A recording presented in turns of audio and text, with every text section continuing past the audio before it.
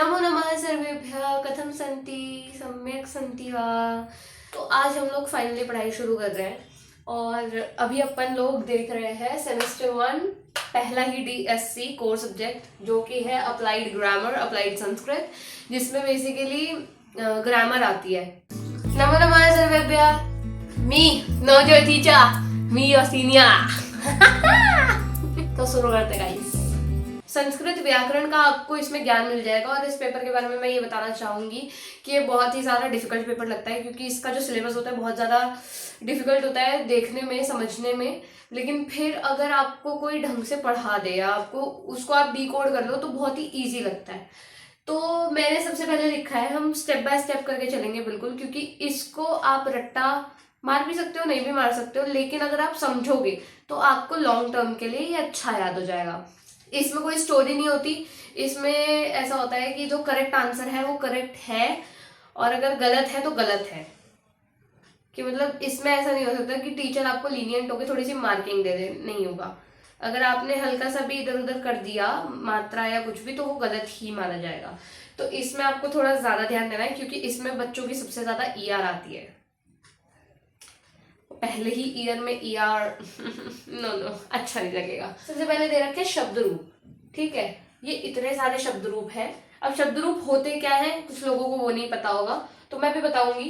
पहले ये शब्द रूप दे रखे, देख लो पहले कौन कौन से। छात्र, कवि, शिशु, पितृ, कर्तरी, आत्मन, भवत, लता, मति, नदी, वाक, मनस, ठीक है। उसके बाद आते हैं सर्वनाम वाले, यह, वह, ऐसे वाले। ये सारे सर्वनाम वाले हैं। तत्, एतत्, किम, यत।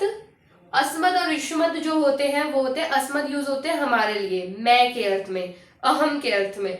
युष्मद होते हैं तू, त्वम के अर्थ में। अब हम इसे हटाते हैं और मैं आपको बेसिक स्टार्ट करवाती हूँ कि शब्द रूप क्या होते हैं, कितने लिंग होते हैं, कितने वचन होते हैं, सब बताएंगे।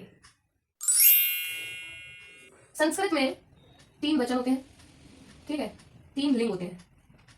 ये भी शब्द रूप की दृष्टि से देख रहे हैं हम, ठीक है। और 7 विभक्ति होती है। अब देखो, एक वचन,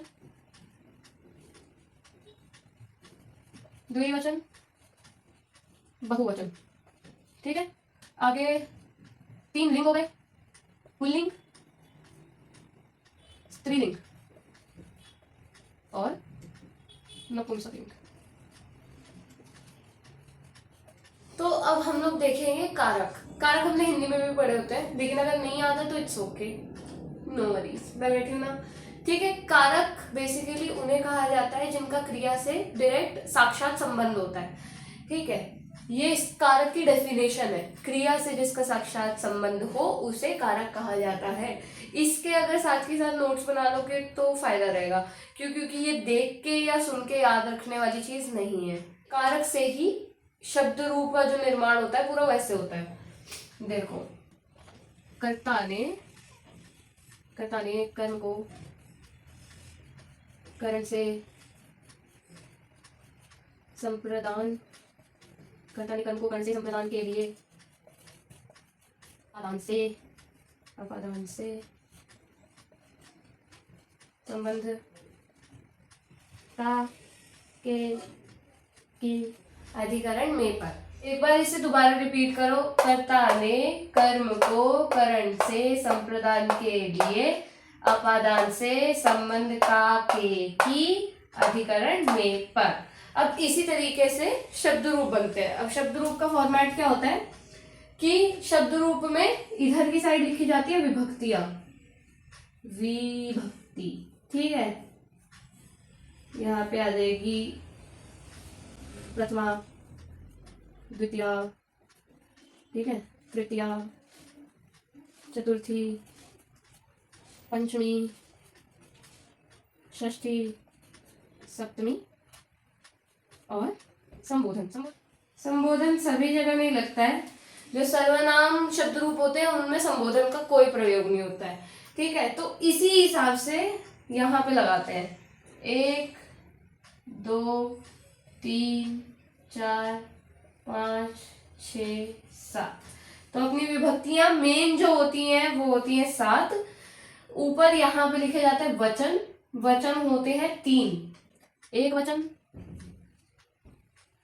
द्विवचन, ठीक है, और तीसरा है बहुवचन। एक वचन में हमेशा आता है एक, सिंगुलर।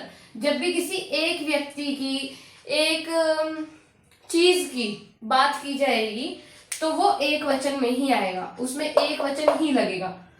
और जब दो, सिर्फ दो, यानी कि एक में एक वचन, दो में दो वचन, जैसे ही दो से ज्यादा हुई, तीन चीजें हुई, उसमें ना एक वचन लगेगा ना द्विवचन लगेगा, उसमें सीधा लगेगा बहुवचन।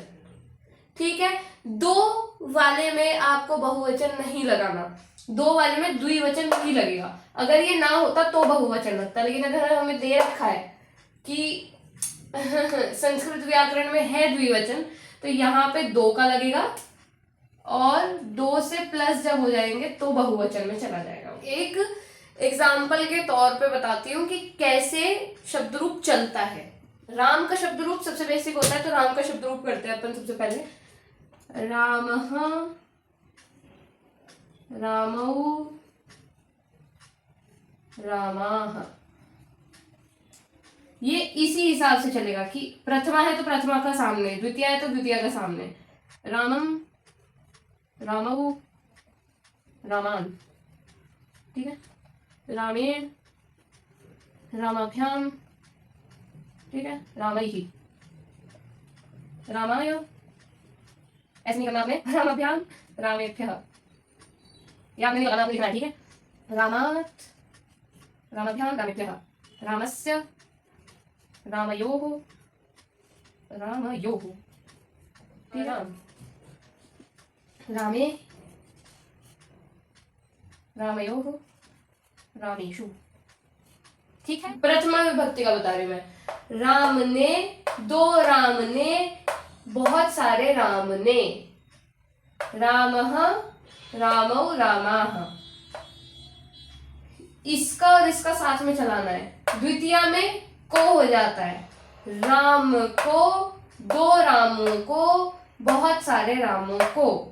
ठीक है, से, राम से, दो रामों से, बहुत सारे रामों से। सेम ऐसे ही चलेगा, राम के लिए, दो रामों के लिए, बहुत सारे रामों के लिए। अपादान से, राम से, दो रामों से और बहुत सारे रामों से। ये जो दो से आते हैं, इन दोनों का अलग अलग अर्थ में प्रयोग होता है। जो करण वाला प्रयोग होता है वो होता है साथ के अर्थ में। ठीक है, और जो ये वाला होता है ये होता है अलग होने के अर्थ में। ये आपको आगे जाके पता चलेगा कि कैसे क्या लगता है विभक्ति, वो मैं आपको आगे बताऊंगी। ठीक है, राम का, के की, दो रामों का, बहुत सारे रामों का। ठीक है, राम में, राम पर, दोनों लग जाएगा इस अर्थ में, यानी कि ये जो ये अर्थ दे रखे हैं, इन अर्थों में इस हिसाब से ये लग जाएगा। आई होप आपको समझ में आ गया, और नहीं समझ में आया तो रिवर्स जाके और एक और बार देख लो, सो दैट आपको ये कॉन्सेप्ट क्लियर हो गया, तो आपको आगे वो कॉन्सेप्ट आराम से क्लियर हो जाएगा और आप सेंटेंसेस बनाना बहुत जल्दी सीख जाओगे। अब ये वाली बात है कि भाई बंदे को देख के हार्ट अटैक आ जाए कि भैंस क्या, कितने सारे कैसे याद करूं मैं।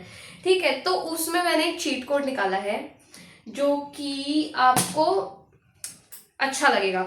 आप इस सब्जेक्ट के लिए ये वाली बुक रेफर कर सकते हैं। ये है प्रारंभिक रचना अनुवाद कौमुदी बाय डॉक्टर कपिल देव द्विवेदी। ये इसका कवर है। ओके, कितने की है ये? 65 रुपीज की। पुल्लिंग का, एक स्त्रीलिंग का और एक नपुंसक लिंग का लिख दूंगी। उसके बाद मैं आपको बता दूंगी कि ये तीन याद करने से आपको आगे कौन कौन से और शब्द रूप याद हो गए हैं जो कि बिल्कुल सिमिलर है इससे। ठीक है, तो मैं वो लिख कर आती हूँ। ठीक है, तो ये है हमारा रमा का शब्द रूप। अब इसका उच्चारण देखो, रमा रमे रमाः, रमाम रमे रमाः, रमया रमाभ्याम रमाभिः, रमायै रमाभ्याम रमाभ्यः, रमायाः रमाभ्याम रमाभ्यः, रमायाः रमयोः रमाणां, रमायाम रमयोः रमासु। अस्तु, अस्तु का अर्थ होता है ठीक है।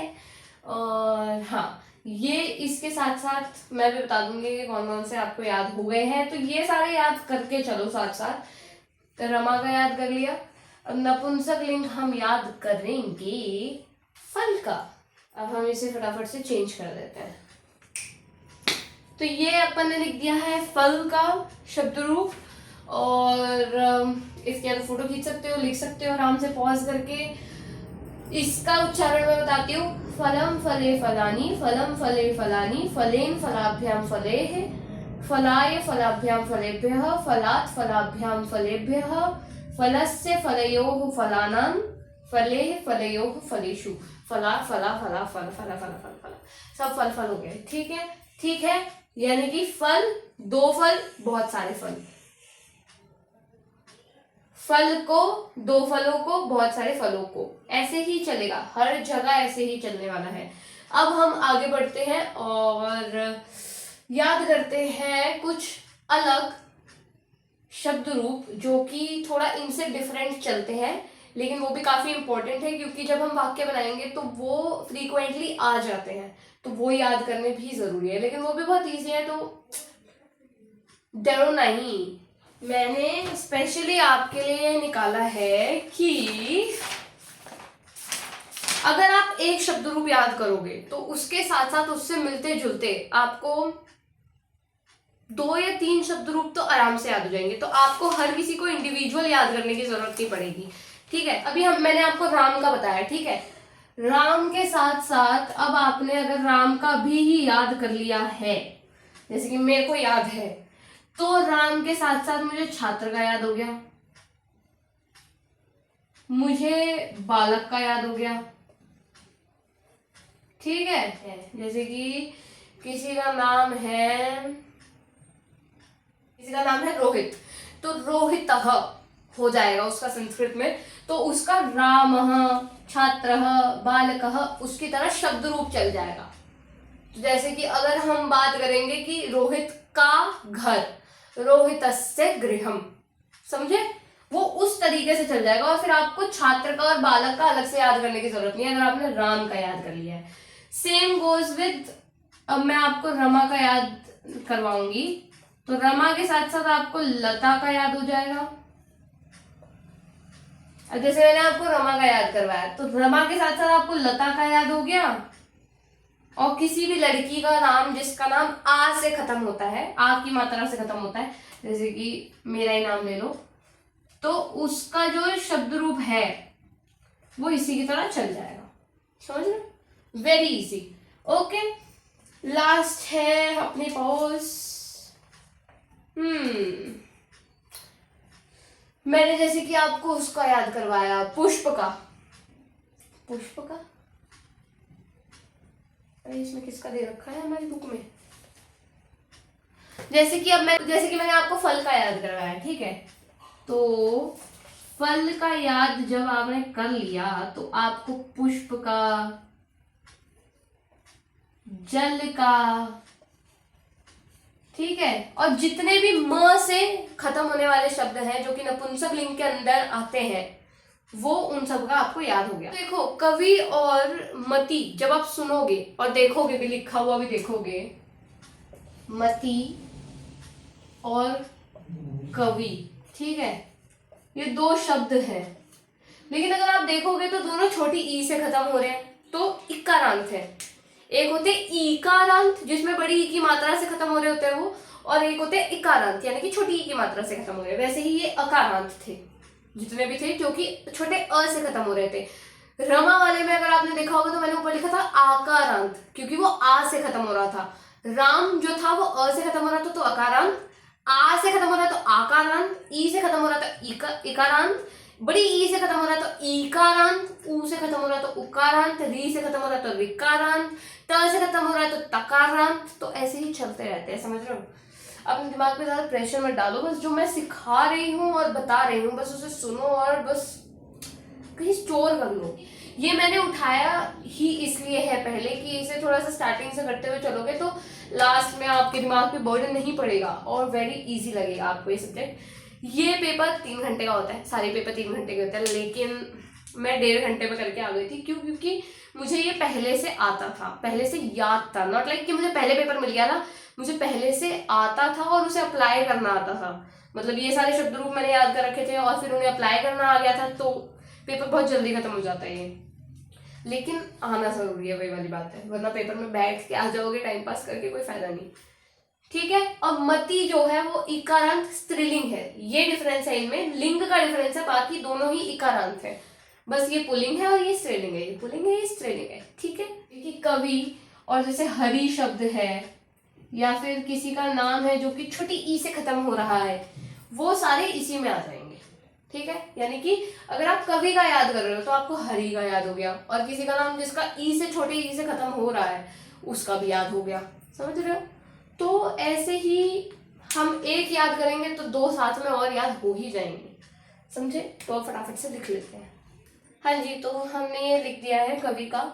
और एक और चीज बताती हूँ मैं आपको कि बाकी जो सभी में अगर आप देखोगे तो तृतीया विभक्ति का द्विवचन जो है वो और ये यहां से इतना जो होता है वो कॉमन होता है कि कविभ्याम है तो कविभ्याम 2 बार और रिपीट होगा, कवि भी ही चेंज रहता है, रामाई ही होता है, तो ऐसे देखना पड़ता है, कवि भी ही, कविभ्यः, ऐसे आप ना अपना याद करने का तरीका बना सकते हो। मैंने ऐसे याद करा था कि ओ ये चीज 2 बार 3 बार आ रही है तो उसको वैसे लिख दिया, फिर ये चीज 2 बार आ रही है उसको ऐसे लिख दिया, नीचे बीच का मैच कर रहा है वो लिख दिया। तो उसके हिसाब से ना आप जब ऐसे अपने दिमाग में एक इमेज बना लोगे ना, लिख लिख के, लिखना इसलिए जरूरी होता है कि जब आप लिखते हो ना तो एक इमेज आपके दिमाग में सेट हो जाती है। अगर आप वहां जाके भूलते भी हो तो यू कैन इमेजिन कि आपने क्या देखा था और उसके अकॉर्डिंग आपको कुछ ना कुछ तो याद आ ही जाता है। सबके साथ नहीं होता है लेकिन हाँ होता है कुछ लोगों के साथ। ठीक है, ये हो गया हमारा कवि का। आगे हम अब करेंगे उकारांत। उसमें आ जाता है शिशु और गुरु। तो अगर हम गुरु का याद कर रहे हैं तो हमें शिशु का याद हो जाएगा, शिशु का याद कर रहे हैं तो हमें गुरु का याद हो जाएगा। ठीक है, अब हम आगे बढ़ते हैं। तो ये है गुरु यानी कि उकारांत पुल्लिंग, इसमें शिशु भी आ जाएगा। ठीक है, आज हम केवल यही वाले करेंगे और यस आज के लिए केवल इतना ही। सर्वनाम वाले जो शब्द रूप है वो हम करेंगे अगली वीडियो में, वो भी बहुत इजी और बहुत जल्दी मैं आपको बता दूंगी कि किसका किससे क्या संबंध है। और हाँ, तो जो बाकी के हमारे शब्द रूप हैं वो अगर आपको समझ में आ जाते हैं, पहले आप ट्राई कीजिए कि अगर आपको बुक से समझ में आ जाते हैं तो ठीक, अगर नहीं आता है तो कोई दिक्कत की बात नहीं है, आप एक कमेंट छोड़ दीजिएगा कि मुझे ये चीज़ नहीं समझ में आई, हम उसको भी कवर कर लेंगे जैसे हम लोगों ने बाकी शब्द रूप को कवर किया। और हाँ, अगर आपको नहीं समझ में आता कोई दिक्कत नहीं, कमेंट छोड़ दो, सब काम हो जाएगा। और हाँ, पुनः मिलामा।